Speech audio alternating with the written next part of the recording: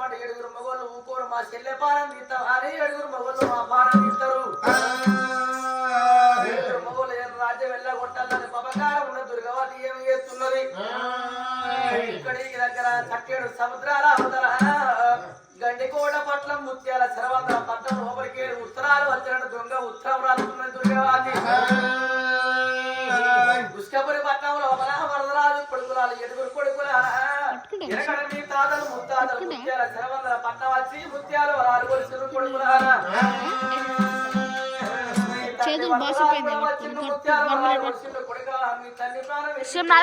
ఎట్లా పట్టుకున్నా అదే పొజిషన్ పెట్టి షేక్ కాదు